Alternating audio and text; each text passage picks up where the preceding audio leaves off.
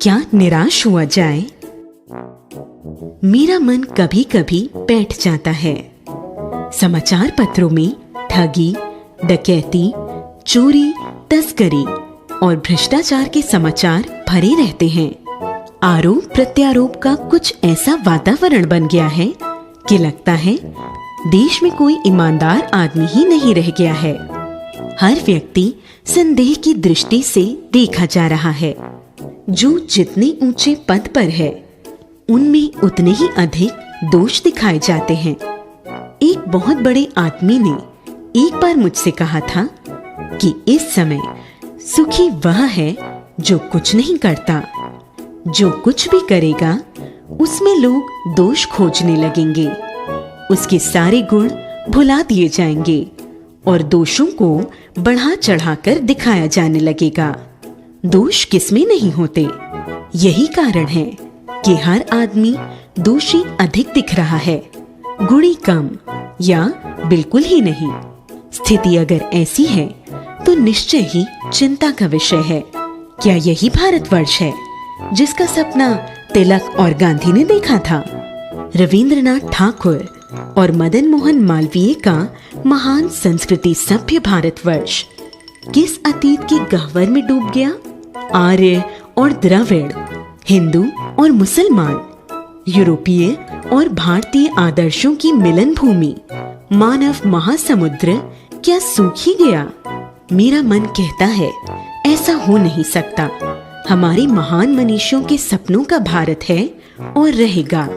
यह सही है कि इन दिनों कुछ ऐसा माहौल बना है कि ईमानदारी और मेहनत करके जीविका चलाने वाले निरीह और भोले भाले श्रमजीवी पिस रहे हैं और झूठ तथा फरेब का रोजगार करने वाले फल फूल रहे हैं।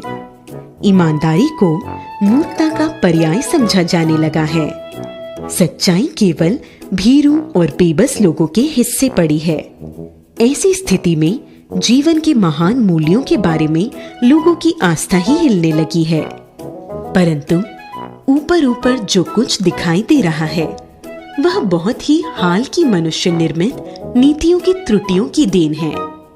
हुआ यह है कि इस देश के कोटि कोटि दरिद्रजनों की हीन अवस्था को दूर करने के लिए ऐसे अनेक कायदे और कानून बनाए गए हैं जो कृषि, उद्योग, शिक्षा और स्वास्थ्य की स्थिति को अधिक उन्नत और सुचारू बनाने के लक्ष्य से प्रेरित है। परंतु जिन लोगों को इन कार्यों में लगना है, उनका मन सब समय पवित्र नहीं होता। प्रायः वे ही लक्ष्य को भूल जाते हैं और अपनी ही सुख सुविधा की ओर ज्यादा ध्यान देने लगते हैं। व्यक्ति का चित्त सब समय आदर्शों द्वारा चालित नहीं होता। जितने बड़े पैमाने पर इन क्षेत्रों के मनुष्य की उन्नति के विधान बनाए गए, उतनी ही मात्रा में लोभ, मोह जैसे विकार भी विस्तृत होते गए। लक्ष्य की बात भूल गए, आदर्शों को मजाक का विषय बनाया गया और संयम को दकियानूसी मान लिया गया। परिणाम जो होना था वह हो रहा है। यह कुछ थोड़े से लोगों के बढ़ते हुए क्षोभ का नतीजा है, परंतु इससे भारतवर्ष के पुराने आदर्श और भी अधिक स्पष्ट रूप से महान और उपयोगी दिखाई देने लगे हैं। भारतवर्ष सदा कानून को धर्म के रूप में देखता आ रहा है। आज एकाएक कानून और धर्म में अंतर कर दिया गया है। धर्म को धोखा नहीं दिया जा सकता, कानून को दिया जा सकता है। यही कारण है कि जो लोग धर्मशील हैं, वे कानून की त्रुटियों से लाभ उठाने में संकोच नहीं करते। इस बात के पर्याप्त प्रमाण खोजे जा सकते हैं कि समाज के ऊपरी वर्ग में चाहे जो भी होता रहा हो, भीतर भीतर भारतवर्ष अब भी यह अनुभव कर रहा है कि धर्म कानून से बड़ी चीज है। अब भी सेवा, ईमानदारी, सच्चाई और आध्यात्मिकता के मूल्य बने हुए हैं। वे दब अवश्य गए हैं, लेकिन नष्ट नहीं हुए हैं। आज भी वह मनुष्य से प्रेम करता है, महिलाओं का सम्मान करता है, झूठ और चोरी को गलत समझता है, दूसरों को पीड़ा पहुंचाना पाप समझता है। समाचार पत्रों में जो भ्रष्टाचार के प्रति इतना आक्रोश है, वह यही साबित करता है कि हम ऐसी चीजों को गलत समझते हैं और समाज में उन तत्वों की प्रतिष्ठा कम करना चाहते हैं जो गलत तरीके से धन या मान संग्रह करते हैं। दोषों का पर्दाफाश करना बुरी बात नहीं है। बुराई यह मालूम होती है कि किसी के आचरण के गलत पक्ष को उद्घाटित कर उसमें रस लिया जाता है। बुराई में रस लेना बुरी बात है। अच्छाई में उतना ही रस लेकर उजागर ना करना और भी बुरी बात है।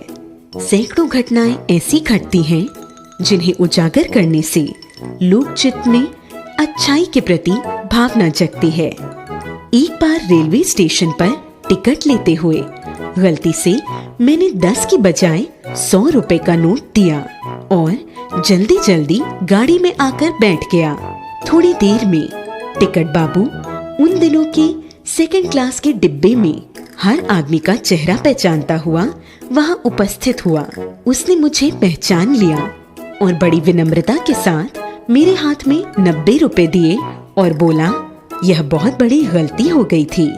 आपने भी नहीं देखा, मैंने भी नहीं देखा।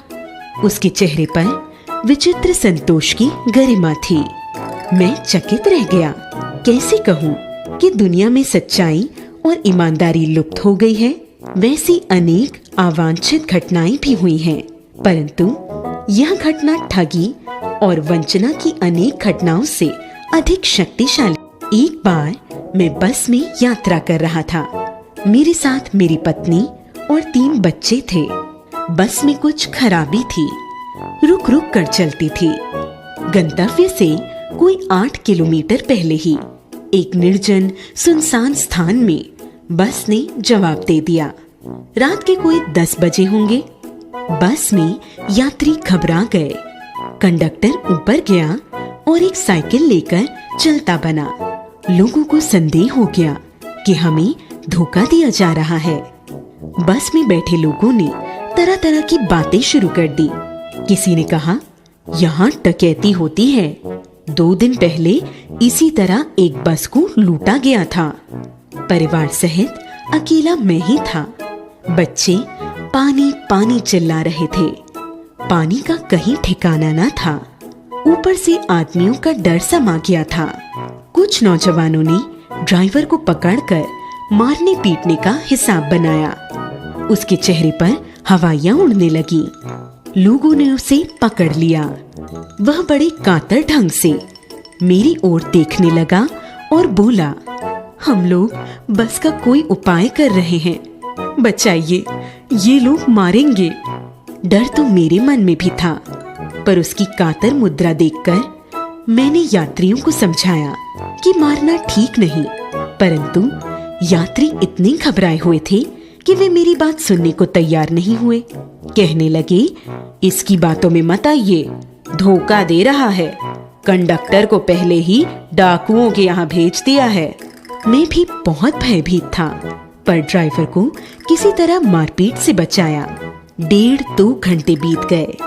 मेरे बच्चे भोजन और पानी के लिए व्याकुल थे। मेरी और मेरी पत्नी की हालत बुरी थी। लोगों ने ड्राइवर को मारा पीटा तो नहीं, पर उसे बस से उतारकर एक जगह घेर कर रखा। कोई भी दुर्घटना होती है तो पहले ड्राइवर को समाप्त कर देना उन्हें उचित जान पड़ा। मेरी गिड़गिड़ाने का कोई विशेष असर नहीं पड़ा।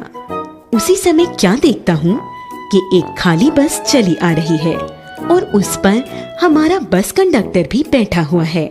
उसने आते ही कहा, अड्डे से नई बस लाया हूँ, इस बस पर बैठ जाइए। फिर एक लोटे में पानी और थोड़ा सा दूध मेरे पास लेकर आया और बोला, पंडित जी, बच्चों का रोना मुझसे देखा नहीं गया, वहीं दूध मिल गया, थोड़ा लेता आया। यात्रियों में फिर जान आई। सबने उसे धन्यवाद दिया। ड्राइवर से माफी मांगी और 12 बजे से पहले ही सब लोग बस अड्डे पहुंच गए। कैसे कहूँ मनुष्यता एकदम समाप्त हो गई। कैसे कहूँ कि लोगों में दया माया रही नहीं गई।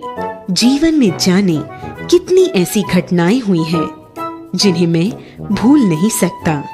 ठगा भी गया हूँ, धोखा भी खाया है, परंतु बहुत कम स्थलों पर विश्वासघात नाम की चीज मिलती है। केवल उन्हीं बातों का हिसाब रखोगे जिनमें धोखा खाया है तो जीवन कष्टकर हो जाएगा। परंतु ऐसी घटनाएं भी बहुत कम नहीं हैं जब लोगों ने अकारण सहायता की है, निराश मन को ठड़स दिया है और हिम्मत बंधाई है। कविवर रविंद्रनाथ ठाकुर ने प्रार्थना गीत में भगवान से प्रार्थना की थी कि संसार में केवल नुकसान ही उठाना पड़े, धोखा ही खाना पड़े, तो ऐसे अवसरों पर भी हे प्रभु मुझे ऐसी शक्ति दो कि मैं तुम्हारे ऊपर संदेह ना करूं। मनुष्य की बनाई जो विधियां गलत नतीजे तक पहुंच रही हैं, बदलना होगा। वस्तुतः आए दिन उन्हें बदला ही जा रहा है, लेकिन अब भी आशा की ज्योति बुझी नहीं। महान भारतवर्ष को पाने की संभावना बनी हुई है, बनी रहेगी। मेरे मन निराश होने की आवश्यकता नहीं है। आचार्य हजारी प्रसाद द्विवेदी।